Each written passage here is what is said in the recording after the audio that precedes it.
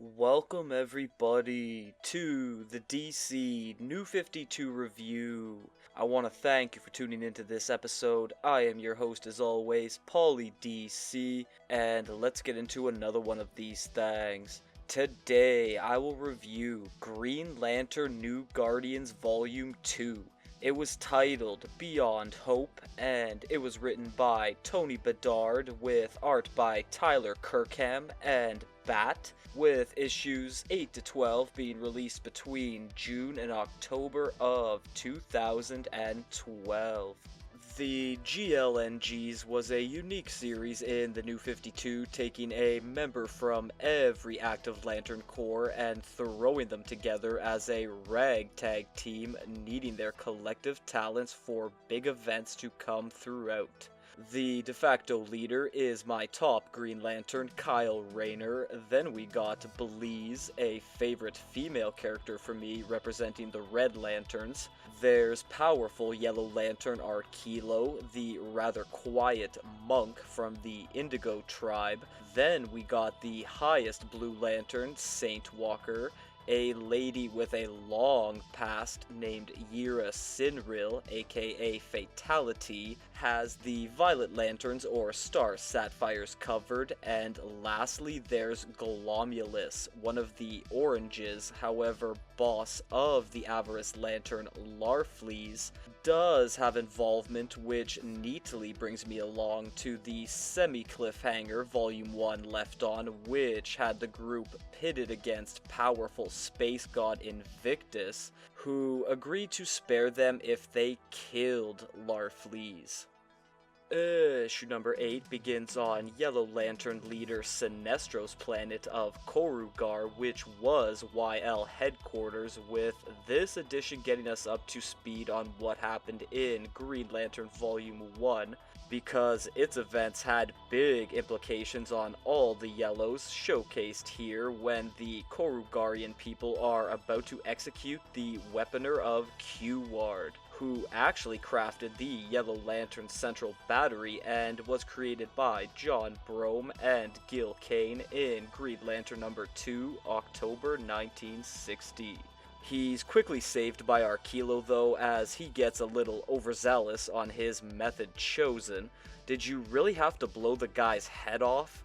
Moving back an hour, the team is seen leaving Invictus's world and trying to decide what to do. Plus, we see that Indigos always travel with their Lantern Ring Chargers, which to them is a staff they carry. Next thing we know, Arkilo is finding out the Yellow Lantern Corps has been shut down by Sinestro himself, resulting in 98% of his comrades out of commission, and his reaction to the news is to attack Kyle until the others confirm the reports to be true, so Arky zips off to find answers. My thing is though, Sinestro and Hal Jordan put the Yellows to bed in Green Lantern number 6, yet here is a number 8 issue, meaning Arkilo's ring should have already been cooked. What makes him so special? I don't know, and I don't care.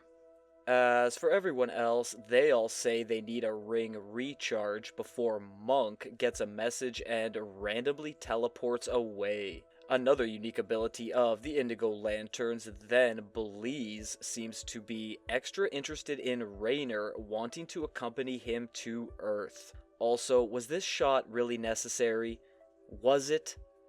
Anyway, Fatality is the only one we see end up somewhere at the moment, with her returning to Star Sapphire homeworld Zamaron so she can let us know the VL's oath quote and report to her female bosses about Invictus.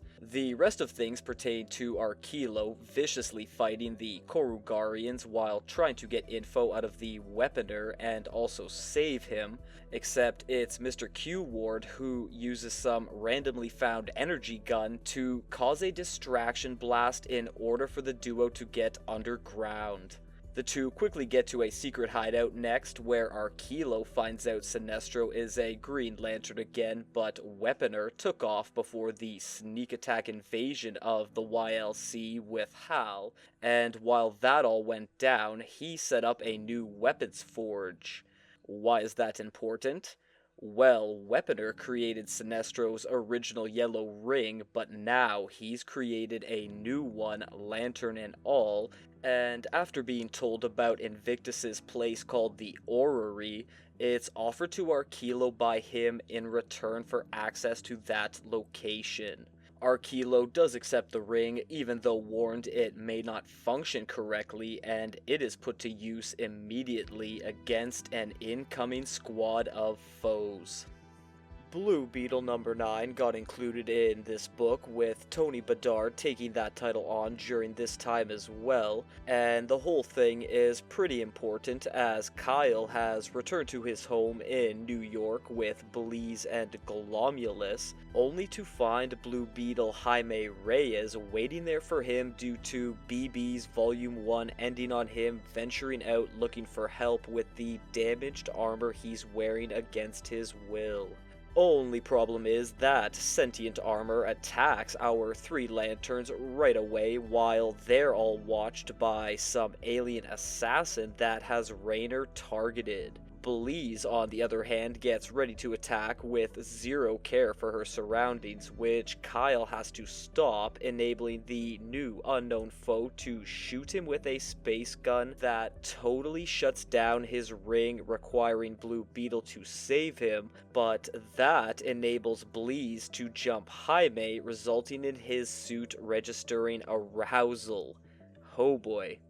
Moving right along, after Bleeze realizes that she's turning this human teenager on, she backs away pronto while he gets extremely embarrassed, and as Kyle tries to settle everything down, none of them notice the source of who's watching the group, with Glomulus paying the price after being shot this time, winding up basically evaporated.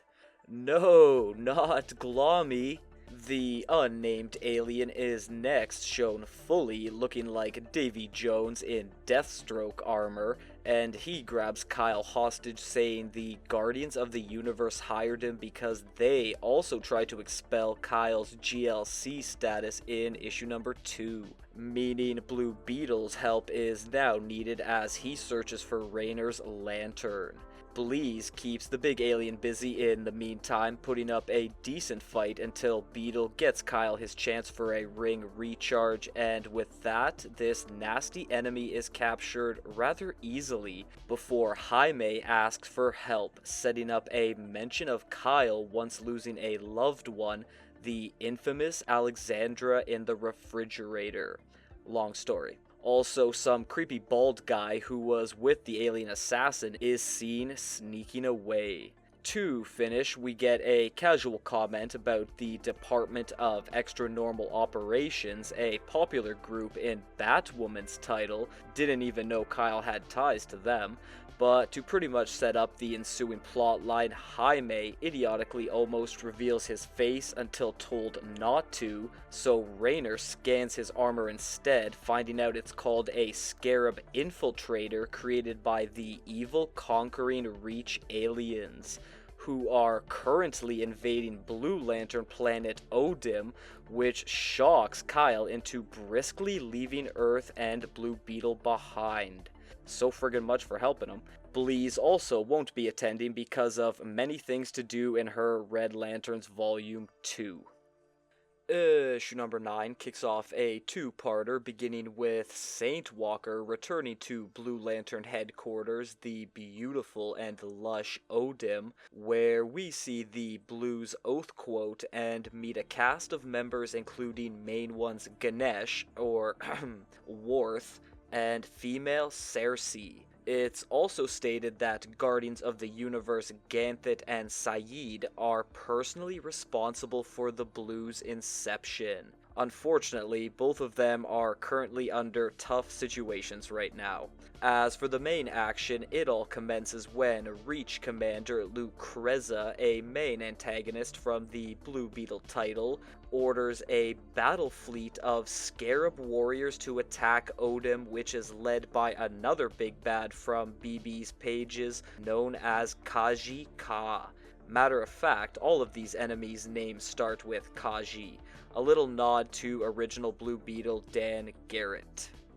The Scarab fighters are quick to show their formidable strike modes, assaulting the Blues mercilessly, forcing Saintwalker to hit the front lines trying to defend while meeting a little mushroom member called Shun, who gets a demonstration of how a Blue Lantern ring has healing ability when Walker locks onto Kajika and begins to release him from his parasitic armor. But the process can't be completed fully after other Scarab warriors break the contact, and this is followed by them starting up a flame barrage against the planet, meaning Saintwalker has to send out Shun on a hidden escape mission to find help off-world. Kyle sure is doing his part to help, with him flying across space and willing his ring to contact his new associates of different colors so they can be asked to assist. However, it's not looking like anyone will make it in time, since the Blues have only been resorted to constructing a shield around their central battery now, while Shun makes the horrifyingly paramount discovery of the Reach cocoon ships already having seized part of Odim while everyone was distracted by the Kajis. And this sight has the poor Shani losing all hope, thus losing his ring, thus sending him plummeting to his death. That's actually quite an intense scene, and this news snaps Walker into deciding a final stand of hope is needed. Damn, give this guy his own series. I want to know how he stays fueled like this.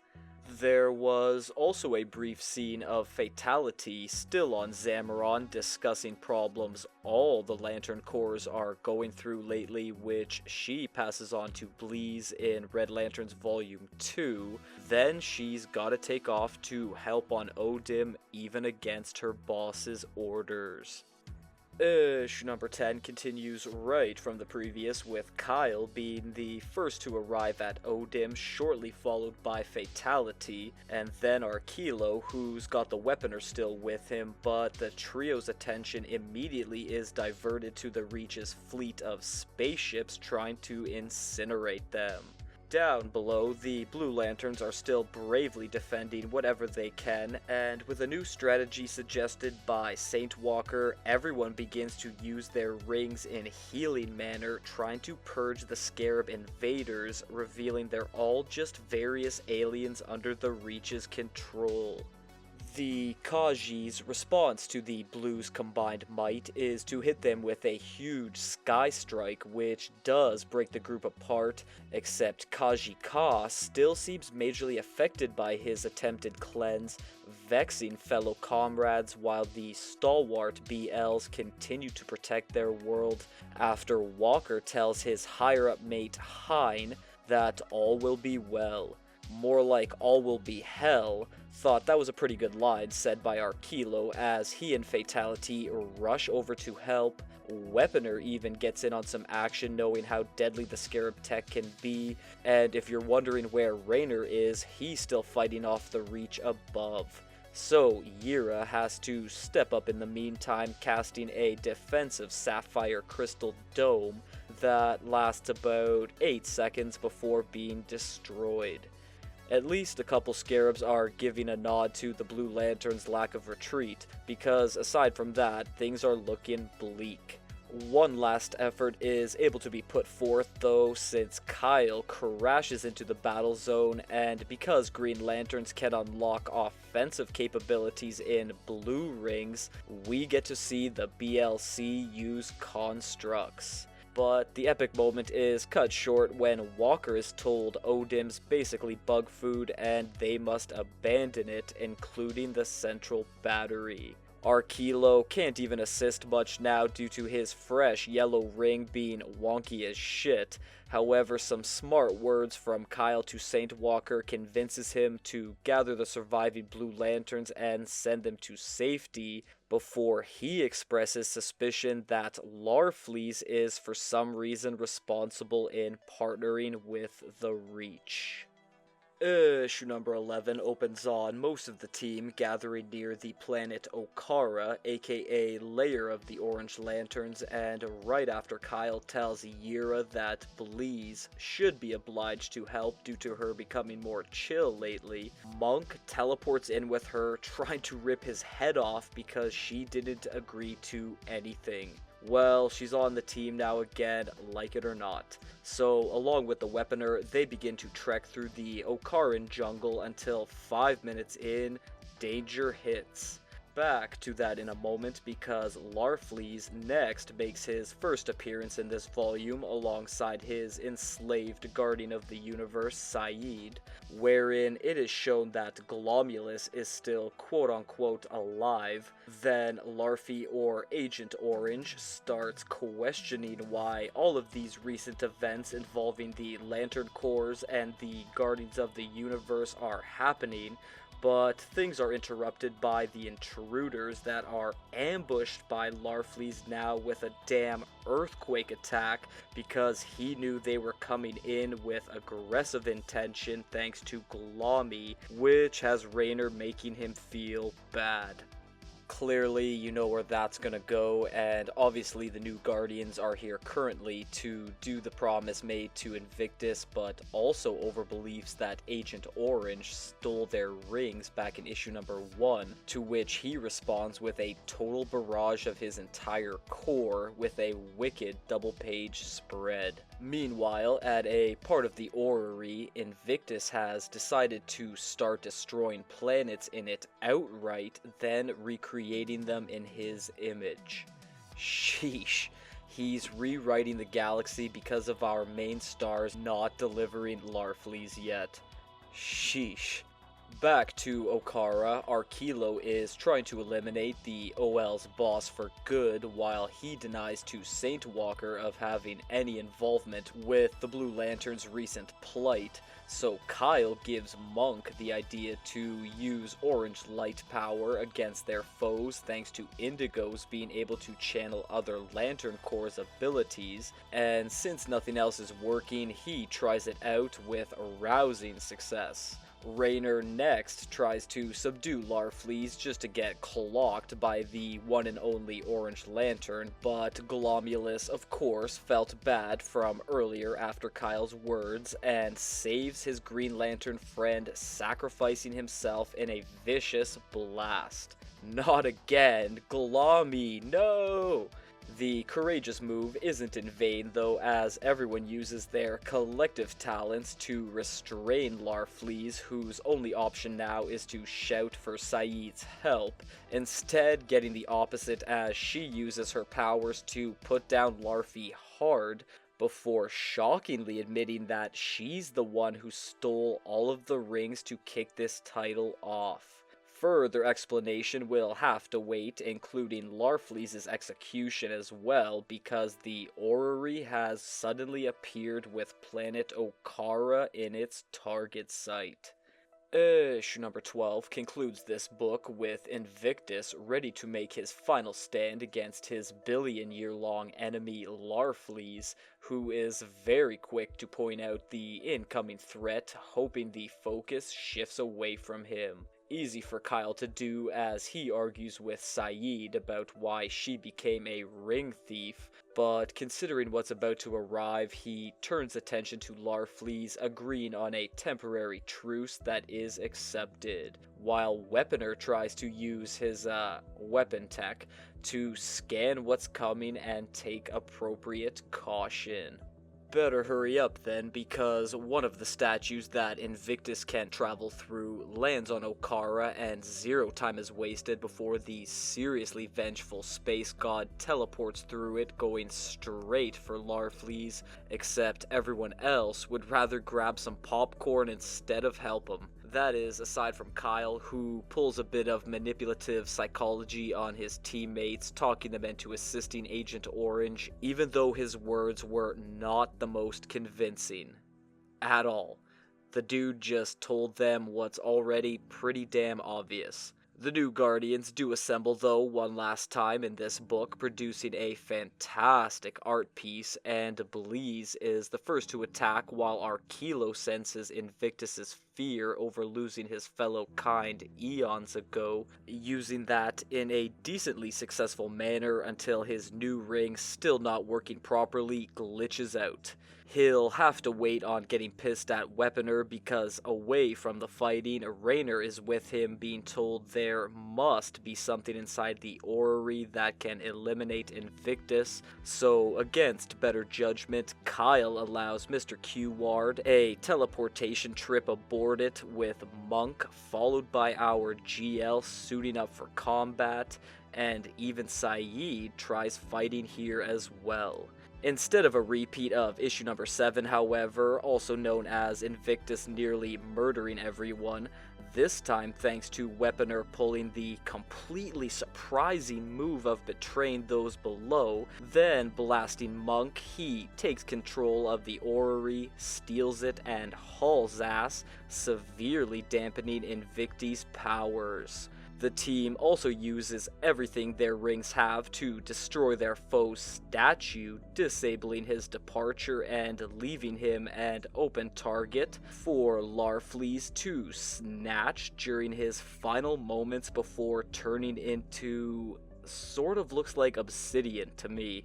On to the last pages, everyone's rings suddenly yell, "Let me out," which was also seen in Red Lantern Vol.2 with Jack Moore, but more on that in another review. For now, Saeed admits that she took the rings and sent them to Kyle after Ganthit's comrades brain-fried him in Green Lantern issue number 1 because he was able to send out a cosmic cry for help before the other GOTUs got to him.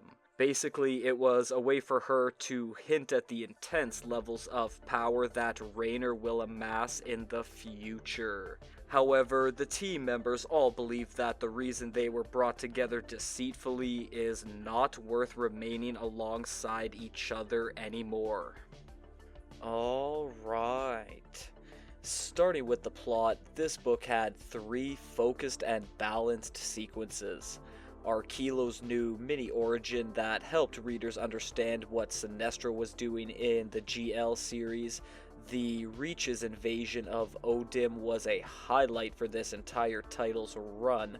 It had all the layers and moments to create an excellent battle, and then there was another of many fights with the Orange Lanterns bridging into sort of a revamp of Volume 1's climax, but this time the team finds the Achilles heel for Invictus and are able to defeat him. Plus, the ending reveal was gearing you up for the next big Green Lantern family crossover. Now, for Bleeze and her timeline, let me put this out there first. She was seen in Red Lantern number 8 with the group she's planning a coup with against leader Atrocitus, then Invasia Smalt, which carries into issue number 9, and for the rest of that volume 2, she's tried to help her dying core, except for issue number 10 when Atrocitus is battling Stormwatch, but Bleeze even gets caught by the Star Sapphires in issue number 10 and 11, where Yira says all the Lantern groups are in peril. Then here she battles Invictus in issue number 7 and 8, and stays with Kyle for issue number 9 of Blue Beetle. There says she has to attend business with Atroci, but misses the Blue Lantern battle, then is whisked back here in issue number 11, giving no mention of where she was. Now take all that info and make sense of it. As for me, I'll be moving over to dialogue and say it had the best thing a team book can have. All the characters contributing and coming off distinctively. They spoke in matching tone to their personality, with room for some humor, hints of friendships building, and Kyle becoming more of a leader figure. Last but certainly not least for the art, and there was a bit of an Occam's razor theory behind it. Take the smallest group of methods and use them in the simplest way. The effortless change in bright and pretty bodacious color work, all the characters looked really great, and the fight scenes contained so much stuff to enjoy in the visual departments. that's gonna bring this review to an end, and I want to personally thank you if you watched until the end here, and to please like, share, and subscribe. Please follow me on all my social media platforms, and to please join me next time for Green Lantern Corps Volume 2.